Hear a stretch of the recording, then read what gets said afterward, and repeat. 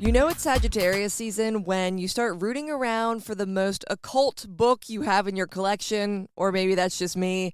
It's my solar season and my Venus return starts today as well because Venus is ingressing into Sagittarius today, Sunday, November 30th. I've been brushing up on all things occult studies and astrological magic lately, and it feels kind of nice. I have a tendency to try to push away the more occult side of myself. I think it's because I was in hard science for so long, and occult topics have such a stigma around them when it comes to academic spaces and even non-academic spaces. I'm sure you, my dear listener, have tried explaining the intricacies and the wonder of astrology to someone, and they look at you like you're about to feed them a nasty patty. What I'm trying to say is Sagittarius season is the perfect time to do whatever the hell you want. Embrace whimsy and explore something new because that's the Sagittarian way.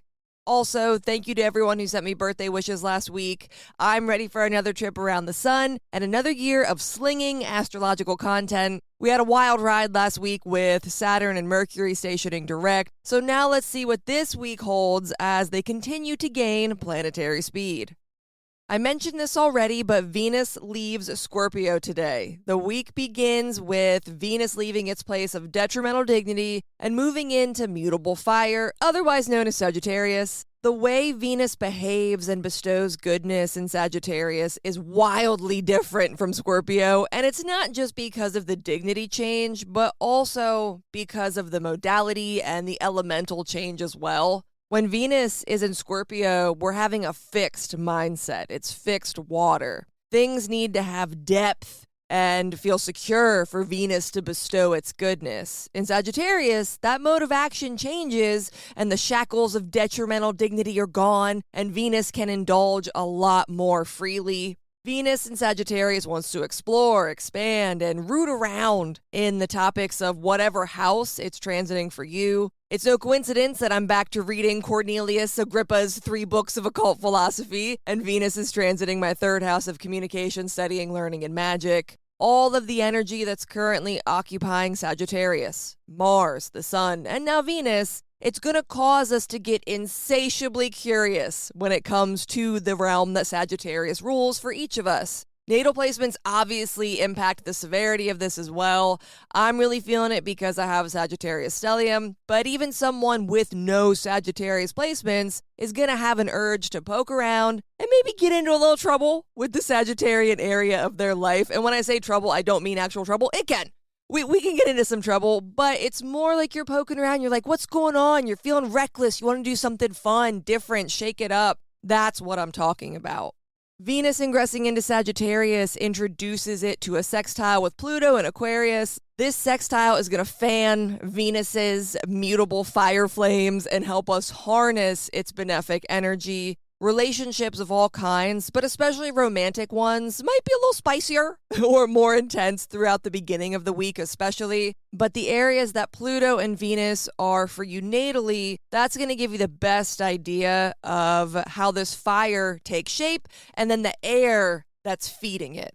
While Venus is going to be busy livening up Sagittarius, Mars in Sagittarius is going to be bringing some intensity of its own. There's a trine between Mars and Chiron that gets really strong towards the end of the week, and Chiron is still retrograde. It feels like forever. I feel like I wrote that retrograde guide so long ago, but it still stands. It's still in play. So if you do have the retrograde guide, maybe go back and read it and see what's going on and how you can still work with Chiron's retrograde because it's still very much in play. Mars poking at Chiron is acting as a means to further rework the wound, to get in there, rip things up, and then sew them back together. The aspect is harmonic in nature because it's a trine, so whatever pokes at us, it's going to feel manageable, and we'll be able to make some solid headway with healing whatever Chiron has been speaking to within the realm of Aries. The Mars-Chiron action might be really helpful because Jupiter will be making a square with Chiron all week that just keeps getting stronger as the week goes on, and it even trickles into next week. If there's a chance for us to talk about something, remove ourselves from a situation that would be triggering, or to rework how we approach our pain, then we might need to take it. Jupiter is going to be making our wounds and Aries feel irritated and maybe even feel like a bigger deal than they actually should. Mars trine Chiron is our chance to cut the shit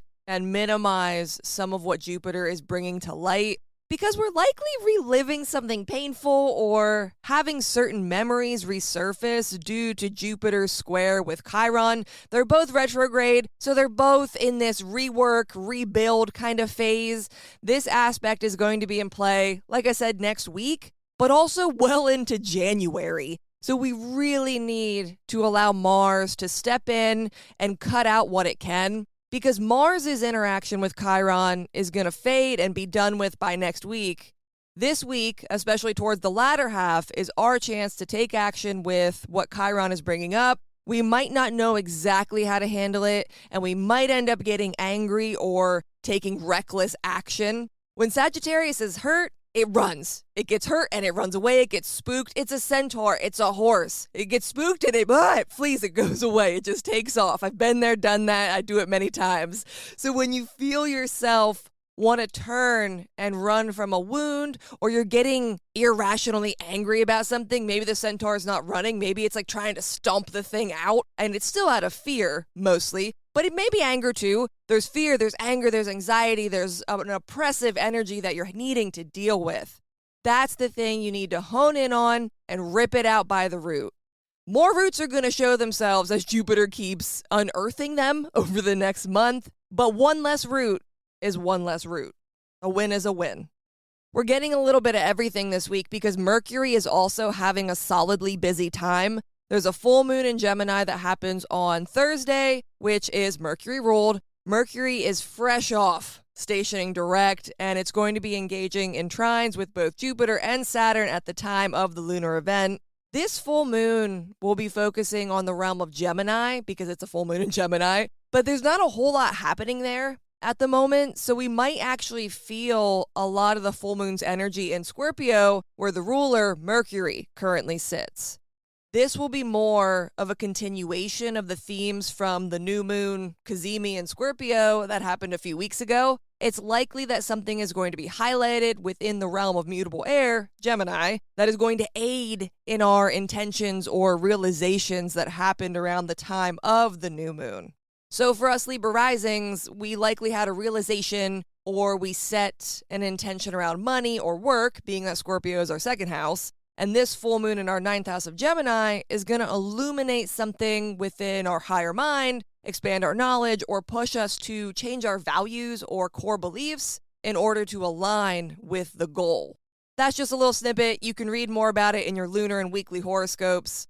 With all the Sagittarius energy floating around and a full moon in Gemini, we need to remain open to new ideas and information. Knowledge is the ultimate power this week. The more we can learn and understand the details, Gemini, the more we can grow and expand, Sagittarius, in a way that brings abundance, goodness, and even healing to our current situation.